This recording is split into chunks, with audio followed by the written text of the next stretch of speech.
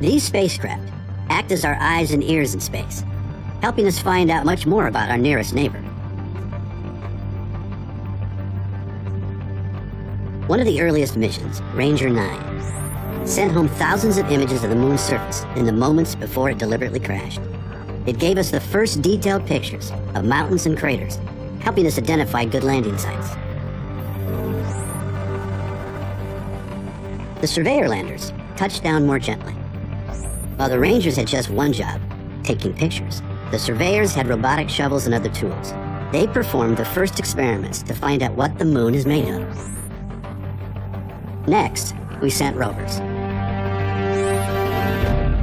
The Soviets landed 2 Lunokhod rovers on the surface, each weighing about the same as a small car. Engineers on Earth drove them by remote control for many kilometers, taking ground-level pictures and testing the moon's soil.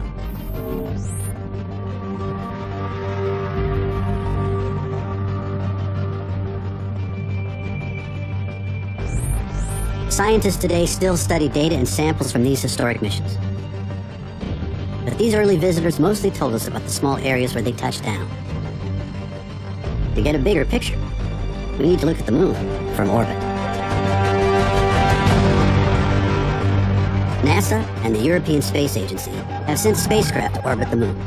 And recently, China, India, and Japan have done the same. From orbit, these spacecraft have mapped the moon, cataloged chemicals on its surface, and even measured tiny changes in gravity from one place to another. A traveler to the moon experiences a smaller pull of gravity than on Earth, only 1/6 of what you're feeling right now. A visitor might also be shaken by moonquakes, which can start deep inside the moon. The smaller moon orbits the bigger Earth. One side always faces Earth as it circles once a month. That means most spots on the moon get 2 weeks of daylight, followed by 2 weeks of night. With no atmosphere to trap the sun's heat, temperatures can rise to more than 100 degrees Celsius, then drop to minus 150 degrees Celsius. A visitor to the moon needs to deal with this wide range of temperatures. But not every spot on the moon goes through such extremes. Near the poles, some mountains receive sunlight all the time, and some deep craters always remain in the dark. One spacecraft, called the L-Cross, went on a one-way mission to slam into one of these dark craters. The impact lifted up a cloud of material that had been hidden from the sunlight for billions of years. Inside this cloud, the L-Cross detectors discovered pure, frozen water. Water at the poles can help people to live on the moon. We can drink water, of course, use it for growing food, and also break it down into oxygen and hydrogen. Obviously, we need oxygen to breathe, but we can also use oxygen and hydrogen as rocket fuel. The moon has other resources too, including aluminum, iron, gold, even platinum. These can help us out here on Earth, help us survive on the moon, and help us venture to other worlds and beyond. But the moon lies far from Earth, and governments have spent tens of billions of dollars to travel there. Can we find a better, more economical way? What would motivate people to start a new space race? For centuries, people have created prizes to encourage exploration. In the 18th century, the British government offered a reward to improve navigation and to make ocean voyages safer.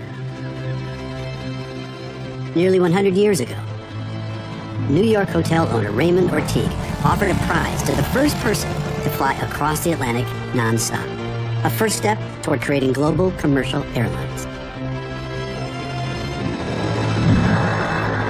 More recently, the Ansari X Prize helped to start a new industry that takes tourists up to the edge of space and back. Such prizes have successfully opened up frontiers of opportunity and changed civilization in unpredicted, innovative ways.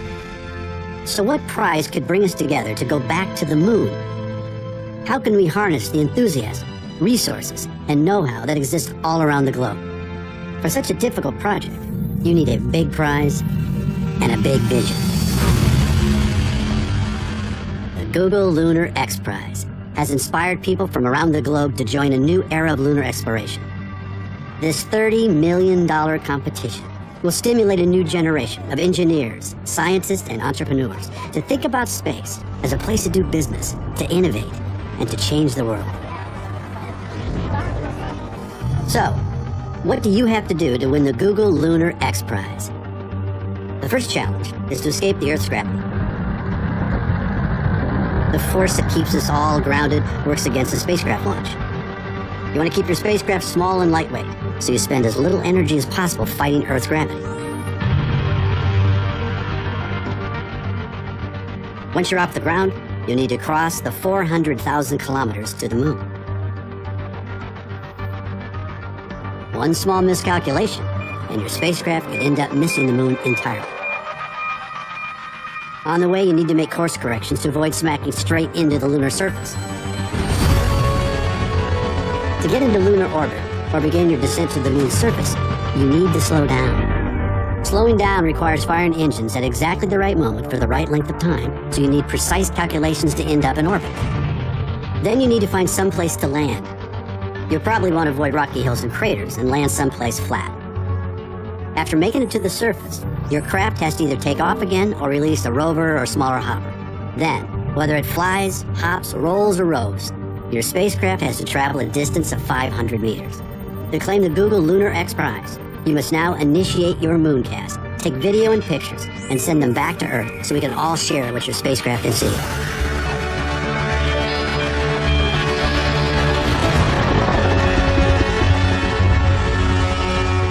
But there's one more catch. To win the prize, your team has to be at least 90% privately funded. No governments allowed. That means teams need to keep costs down. If future exploration costs less, we can do more of it. Let's meet people who have taken on the challenge. Over 30 teams from around the globe have entered the competition. Each team has a different approach and unique motivations. One team of students has the opportunity to learn from engineers who worked on the original space race.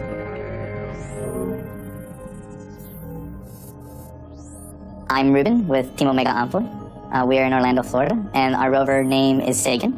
And the cool thing about Sagan is that students are getting to design the rover, and they're also building it. So they get to send a piece of them to the moon.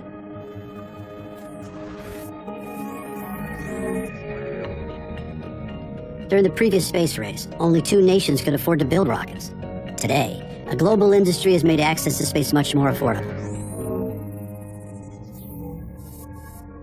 We are Barcelona Moon Team, and when we were selecting our launcher, we had several options. We had the European Vega, we had the Russian Dnieper, and the American Falcon 9. But we finally selected the Long March 2C, a Chinese launcher, very reliable and cost-effective. Without government funding, teams have to find ways to raise money. Most teams rely on volunteers from many disciplines. At SpaceSail, we are mostly, 95% of us are volunteers, engineers from many fields, aerodynamics, mechanics, and so on. And there's me, I'm a neuroscientist. For the last 10 years, I was studying the brain, how the brain produces movements. In the spacecraft, it's the same. Inputs are getting inside from different sensors, getting processed, and then a command is issued to the engines just instead of the muscles. Keeping the mass of a spacecraft small reduces the cost of a launch, forcing teams to explore compact and creative designs. We're Team Angelicum from Chile. Our rover is very small. It will actually have the form of a sphere, and it will travel to the moon in a CubeSat form, 10 centimeters square wise, and then it will, with the help of temperature and the condition of being a memory metal, it will spread out, giving it the form of a dandelion. After landing, each team's equipment must travel 500 meters, but not all teams intend to do it with a rover.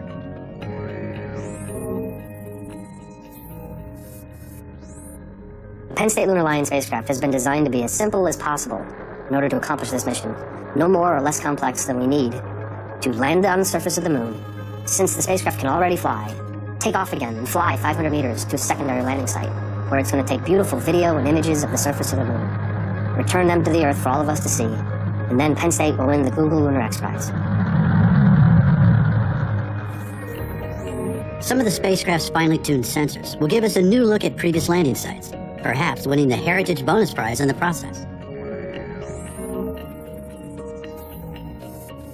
We're Pop Time scientists, and with our rover Asimov, we're going to land at the Apollo 17 landing site, and we're going to capture the moon in a resolution that has never been done before. We want to film the place where man last walked on the moon, and we're using two special cameras which are actually capable of seeing much more than a human eye can see. So we can do a lot of science, but also see the moon as it is today. The Google Lunar X Prize offers an incentive to get to the moon, but many of the teams are investing in technologies that will allow us to stay permanently. Astrobotic is sending Polaris to the pole of the moon. One of the major challenges is when the sun is out, it's hot. When the sun sets, it's very cold.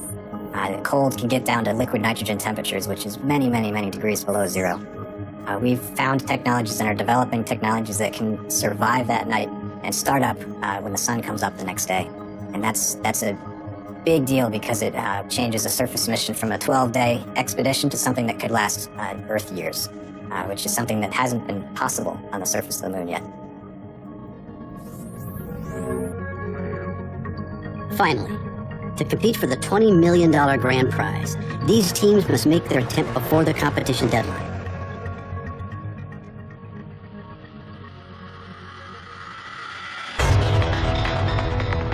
Before launch, these teams will have tested each and every component.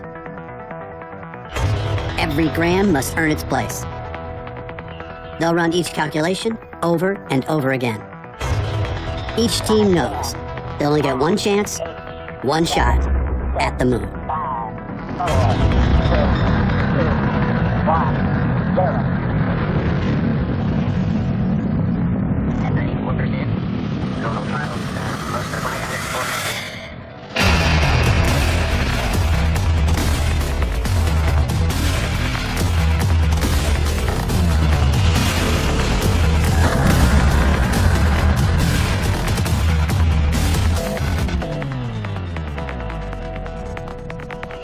Who will make this daring attempt to win the prize?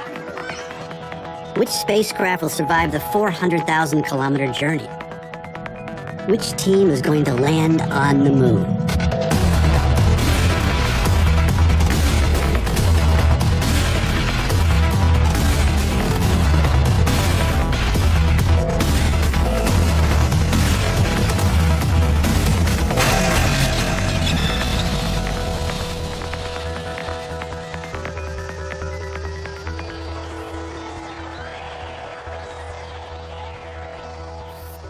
Connection to lander lost. We still have no status update.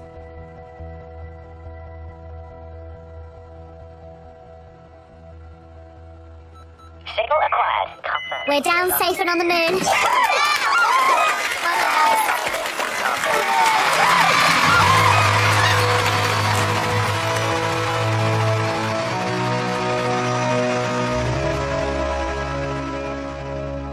What message will the successful team send home? The first word sent from the lunar surface in more than 4 decades. But the race hasn't ended yet. The spacecraft must travel 500 meters and send back more video and images to win the X Prize. As the spacecraft prepares for the final part of the competition, where will you be? What will you be doing?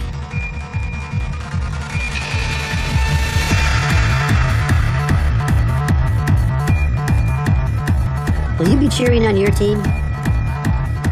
Will your team take the prize? 490 meters. 491. 492. 93. 94. 95. 96. 97. 98. 99.